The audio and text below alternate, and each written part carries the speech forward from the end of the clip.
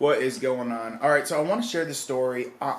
honestly, because I saw this article that said 50% of millennials and 75% of Gen Zers have quit their job because of mental health issues, and I want to talk with you about my story, um, on how I recently lost a brother to a disease FSGS, and I want to talk with you about how um, that kind of threw a wrench into my whole life and my whole career and kind of the stresses and things that I've kind of learned dealing with that. Because I know, excuse me, like when I look around, I was like, my brother died like October 28th or end of October, and like I was feeling so sorry for myself, and I was like, this is terrible. And like I look around, and it's like everyone has, like, I think it's part of being human where you're going to deal with things that are really hard to see, and a part of being a human is you have to deal with these things, and then also you have to be professional, and you have to make money, and you have to do all these things. So I want to take you on a little journey on this backstory and kind of what happened over the past 2 years, and then like experience that I had while trying to manage like being a professional while dealing with some tougher stuff. So like I said, my brother recently died, and he had a kidney disease, a genetic kidney disease, focal segmental glomerular disorder, which is where they don't know why, but for some reason, like the kidney little filtering cells start scarring, and then once a kidney cell is scarred, it doesn't filter anymore. So it was a long process, but like 2 years ago, it ended up happening where he finally his kidneys failed, and he needed dialysis or he was going to die, and that process was terrible. And again, like being a professional through that is like having the phone calls at lunch with your parents and with your brother about in the hospital, and he's like having the calls where he's crying, my kidneys have failed, and all these terrible things, and then you need to figure out a way then to be productive and like come into work and then like compartmentalize those two lives. Like you got your personal life where you have potentially some chaos happening, then you got your professional life where you got to be professional. So he ended up doing the dialysis, and he fought it every step of the way. Like dialysis is one of those things where like you have to be disciplined and you have to do the dialysis always, and like they have things where you have to restrict your fluids, and if you don't restrict your fluids, you're gonna suffer, and it's gonna make things a lot worse. And he didn't care, so he would just like do the worst things possible for this, and it ended up like getting this last summer where he decided that it was enough. He's gonna stop dialysis, and so he had the thing where he's gonna stop dialysis, and all through this, I was a software developer, and like you come to work, and then you get your work done, but like work stresses when you have things like knowing your brother is 100% going to die because he stopped dialysis. That there's no like that's not a, I mean, so you're waiting like it's you go to work, and you're like, and you have your phone on you, and you're like, I know I'm going to get a call. He's going to be gone. And one of the problems was like he lasted too long, and it was one of those ones where like it took him like normally if you research it and you ask doctors like how long do you live if you stop dialysis on kidney failure, it's like it could be a couple months depending on how much like residual kidney function you had, but he ended up going on for like 3.5 months, like just so like it was one of those ones where like and the thing is when he stopped is like things kept getting worse and worse, so he would stop and he'd be okay, but then the next day he'd be like, now he's having these like breathing tube stuff and all these things, and like you have hard phone calls and hard conversations and hard visits, so like you have a stressful week at work, and then you have to go see your brother on hospice, and like then you gotta, when you come back to work, you gotta compartmentalize and be professional. So like I personally struggled immensely with like being able to be happy and like I was able to be productive, but I was not able to I wasn't able to really enjoy it, and I was really stressed, and like I don't know. So like long story short, I ended up actually like quitting my job recently, and I started actually going to therapy, and I saw Fun Function had a video, and he talked about how he went to therapy, and it kind of helped him out.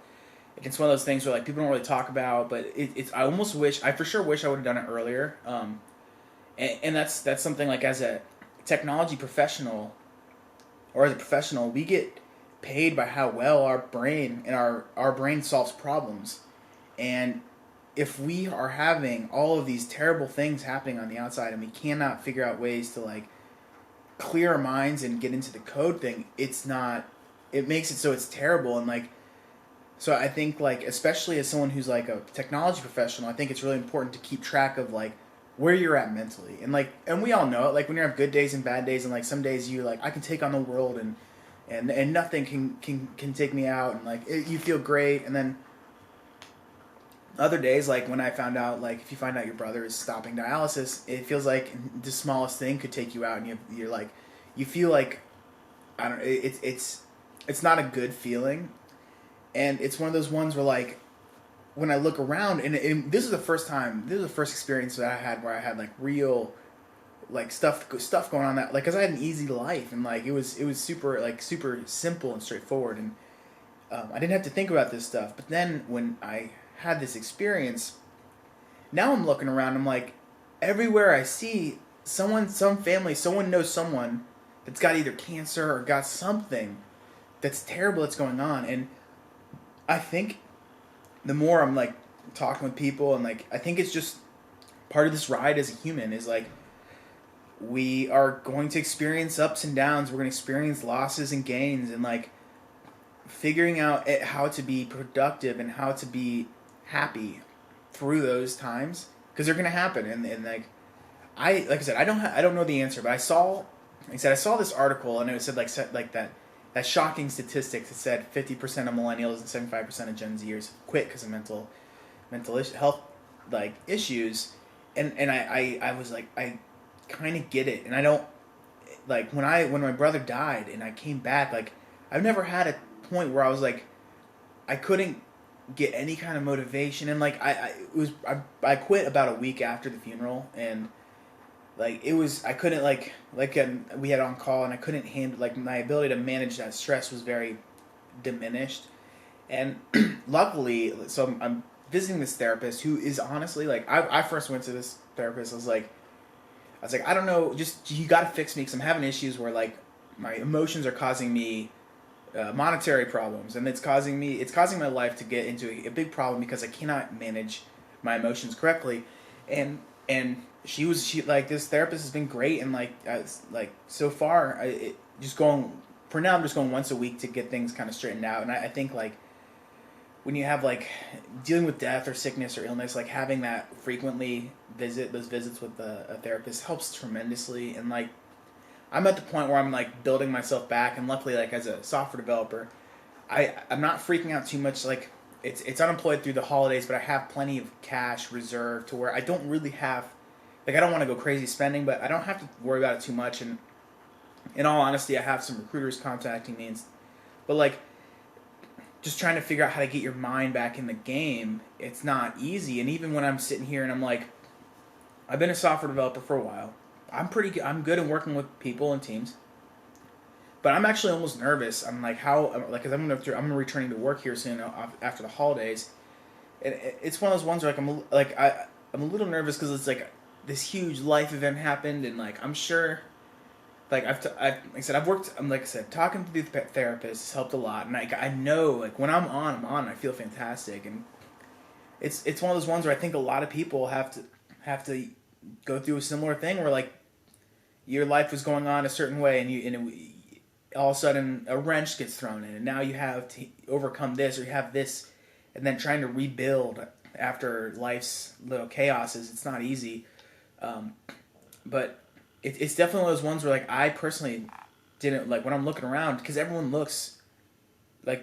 I look around, everyone's like very professionally got their shit together and all this stuff. But then when I like talk to people individually, everyone's got their own struggles. Everyone's got their own like things they're dealing with, and it's one of those ones where like we don't really talk about that from like a workplace perspective. On like,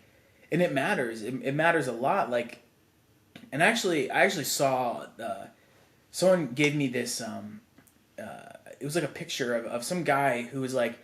hanging on to some person over the cliff that was about to fall off the cliff, and like it was an illustration, and the illustration was the person that was hanging was like, why can't this person just lift me up? and you look at the top picture, and the guy on the top who's holding onto her, and has like broken legs or something. So he's struggling as hard as he can to hold this lady up, and he's like, she's like, why? And then he is like, why won't this lady just climb up? And because like he's like, I'm working so hard to hold this girl up, and then he can't see her struggles from his position, and she has struggles on why she can't climb up, and she can't see his struggles from her position. She's hanging down like, why can't you help me climb up this mountain? And the guy can't do it. So like, it's one of those ones where it's, and the gist of it was like, you gotta always have like the patience with people, because you don't know from what they're seeing and what they're experiencing from their position, and from your vantage point, you don't see all the things. And it was powerful, and it was a really actually a good business person that shared it with me, and I was like, it was really powerful. It was one thing where like it really clicked. It was like, yeah, okay, I totally, and I felt that, and it's one of those things where like, so like from a personal learnings, I think it's going to teach me like, and I like how to be more compassionate and understanding that like, wow, this happens as a human,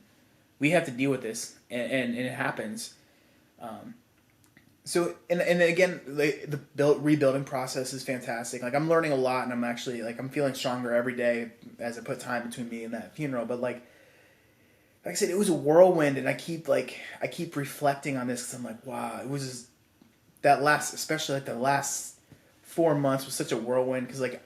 if anyone's dealt with people on hospice, it is a terrible experience, and it's one of those ones. Hospice is a great organization. I'm so happy that they do what they do, but my God, it's terrible, and it's part of being a human that we just and